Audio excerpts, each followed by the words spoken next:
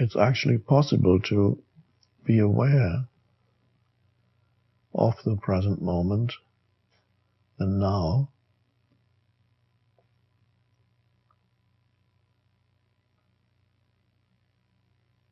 and to be aware of the now is the state of presence.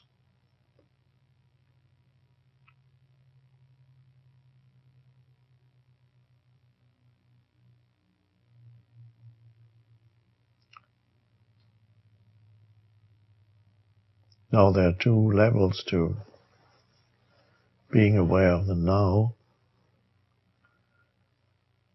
On one level, you're aware of what's happening in the now.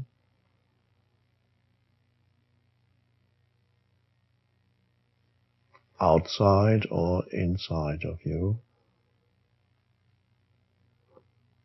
Whatever is going on around you, or whatever arises in your field of perception.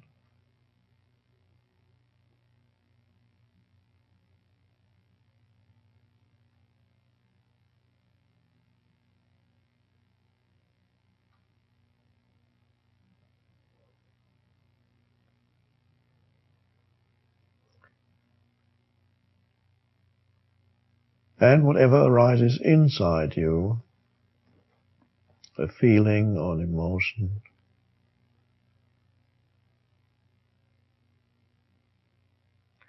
Even be aware of the occasional thought that may arise.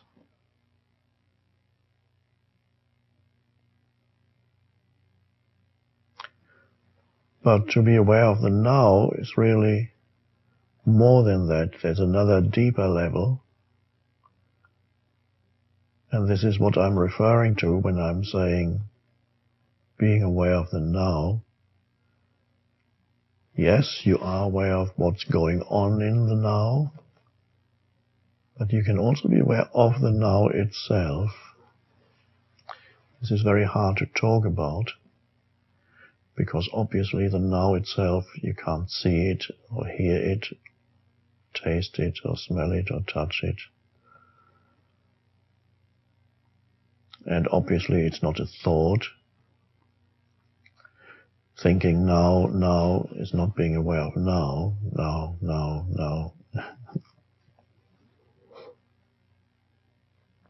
So to be aware of the now as something that is deeper than what appears in the now, that's of course the state of presence.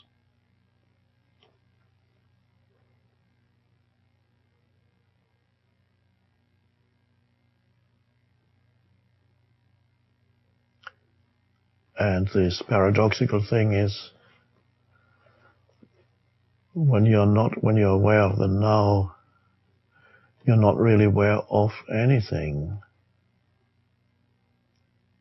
Because what we call the now is a field of presence, a space,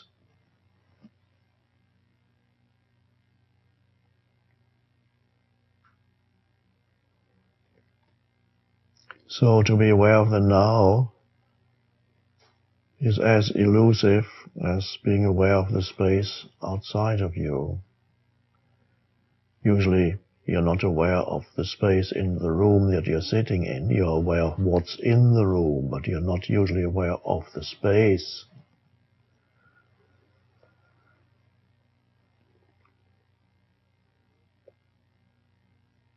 In the same way, you may be aware of what goes on inside you, in your mind, mental, emotional formations, one thought and another thought.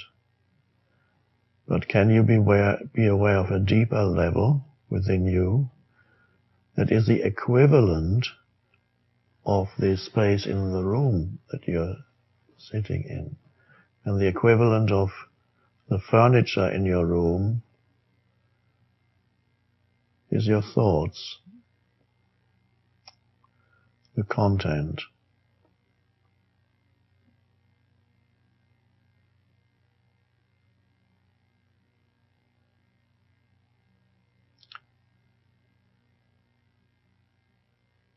And of course, the essence of this room is not the furniture. The essence of this room is the space in this room. And the essence of you is not the furniture in your mind, which means the content of your mind. Although most people mistake the content of their mind for who they are.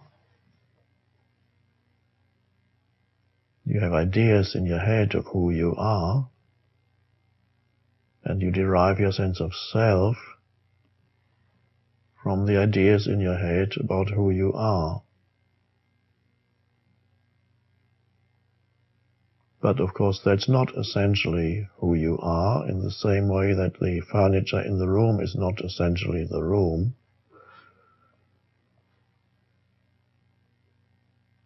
So there's a space in you, so to speak,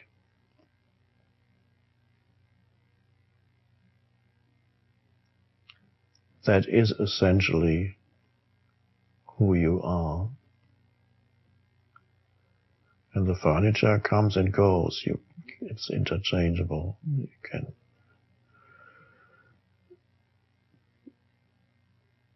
When you don't know that space, which is another way of speaking of the now itself, is that inner space in which things appear.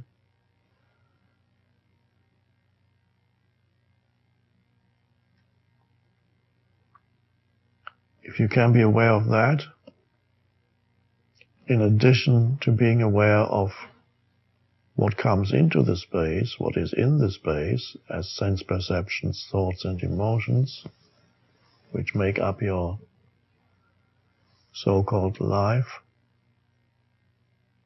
if you can be aware of the space in addition to the things that appear in the space, then that is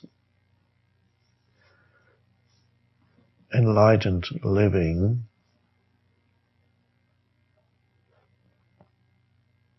conscious. Then you are conscious, you are present. So presence is being aware of that deeper dimension.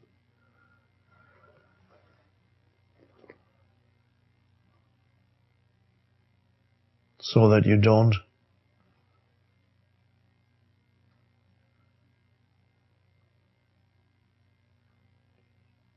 delude yourself and believe that the content of your mind, because even sense perceptions ultimately you experience as the content of your mind, so you don't delude yourself into believing that the content of your mind is all there is to you. And the things happening around you, that's all there is. That's your life. Whereas it's only your life situation. Whatever is going on in your life is your life situation. You remember I sometimes speak about that.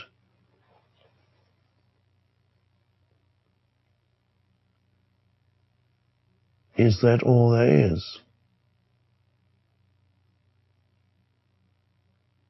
It's a very impoverished existence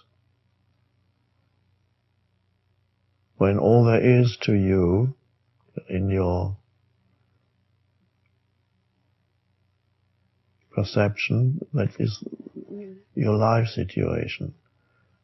Whatever is going on right now, with whatever is going on in your living situation, your work situation, your relationship situation, your financial situation,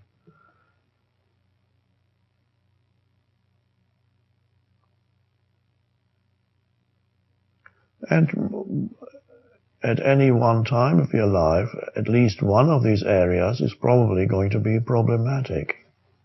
If you don't have a problem with finances, you may have a problem with people, relationship. If you don't have a problem with your relationships, you have some problem at work, you have a problem with health. Things rarely is your life without so-called problems, another word for which is challenges.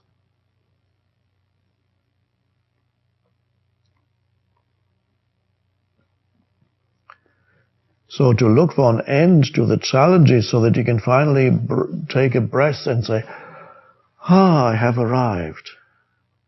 And thinking that by somehow sorting out your life situation, you're going to arrive at a point where you can take that breath and say, I finally arrived. It's not going to happen. You never finally arrive as far as your life situation is concerned, because it's in the nature of life to give you challenges.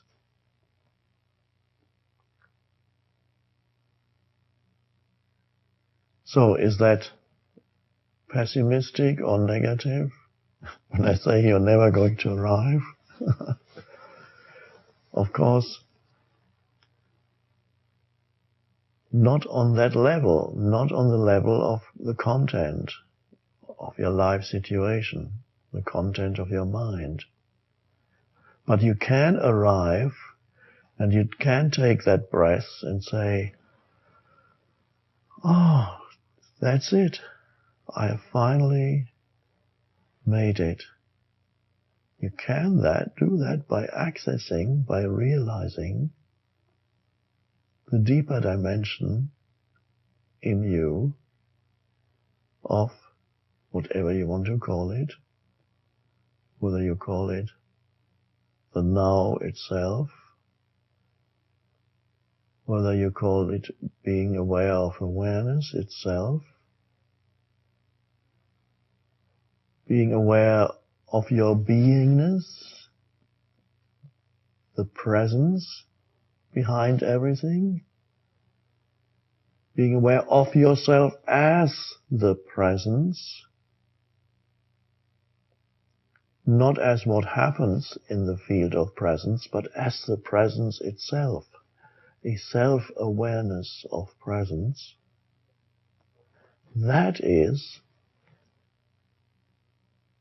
having arrived. And that is when you can take that breath and breathe out, I made it, so to speak. So you have arrived already, because on the level of content of your life situation, you're never going to make it. There will continue to be challenges. Although there are periods when you have little plateaus, when you say, life is great at the moment. I'm okay financially, I'm okay, my work situation, relationships are fine, family is fine, I have a nice place to live, and the weather is good. But is it going to last? Not for too long.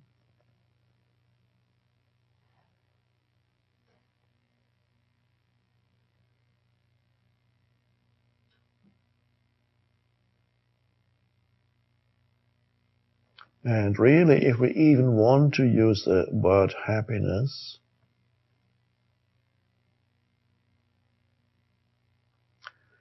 let's call it true happiness. It's a delusion to believe that true happiness is going to come to you when certain things are sorted out or attained in your life situation. Yes, I'm not denying that it is a comfortable and pleasant to achieve things.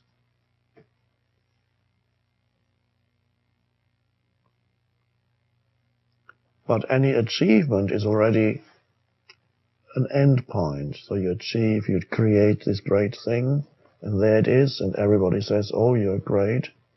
And then what? Okay. And for a while that might give you satisfaction, and then it doesn't anymore. Or people don't think it's that great anymore.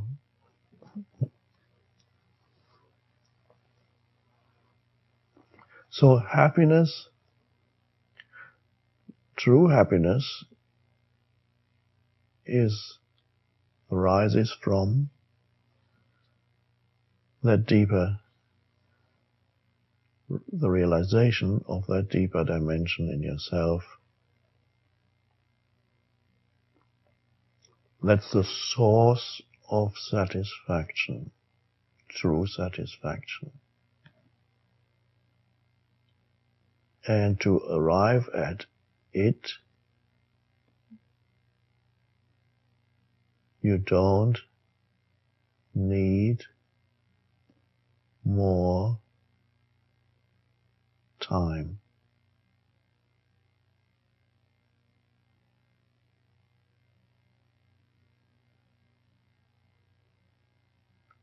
In fact, as far as the realization of that dimension is concerned, time is the hindrance. That sense of psychological time prevents you from realizing that. It prevents you from finding true happiness.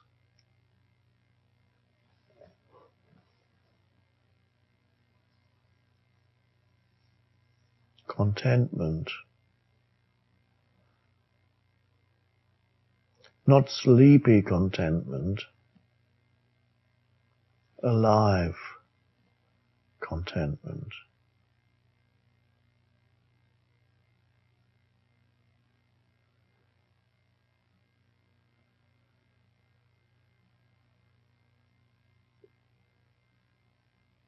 It is peaceful. Another word for it is inner peace. But there's a dynamic quality to that inner peace.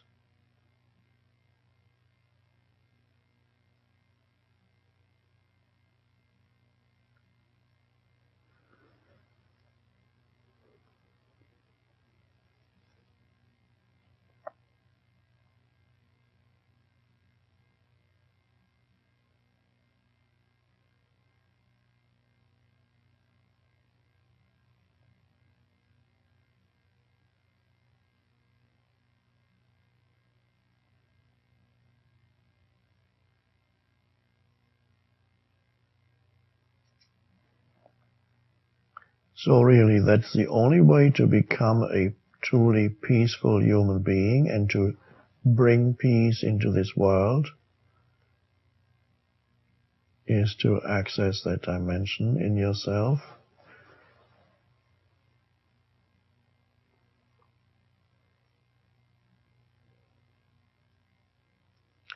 But what that really means is to be truly yourself. To be who you are beyond the content of your mind.